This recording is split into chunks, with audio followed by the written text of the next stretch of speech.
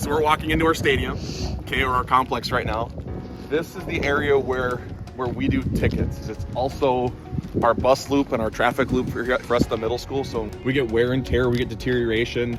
In comparison to the schools that are in our conference, the main stadium area is relatively small, and to make it work, we've added over time piecemeal temporary bleachers. We have opponents from other schools who come to our place and realize that they're playing on a grass field.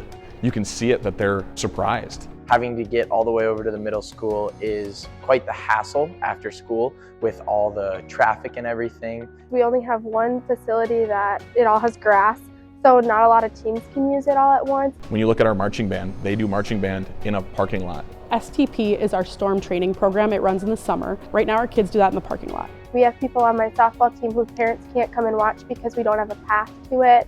Our students who need accessibility. We don't have anything here like a track that would be something accessible for my day kids who utilize wheelchairs to get there. So outside, the kids are on the sidewalk and they're learning how to move their chairs themselves. It's a little dangerous and scary for them to be right on the edge of a sidewalk. And so to have a track that is safe and accessible that they can get to would be a dream. When FIAD wanted to go outside for our middle school kids, they couldn't go outside because we had a soccer game that night and they couldn't ruin the field.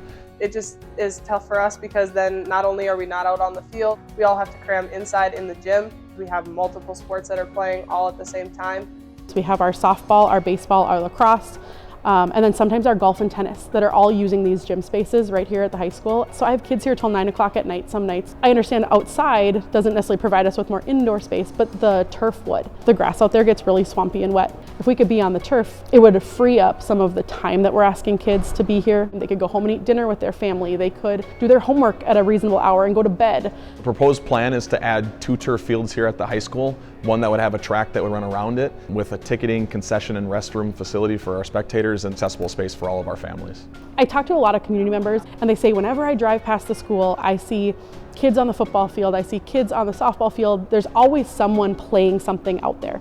And I think that's amazing. Like, our kids want to put in work, they want to put in the extra time. We have a beautiful building here that has been very helpful and beneficial academically, and I just think the rest of our facilities kind of need to catch up.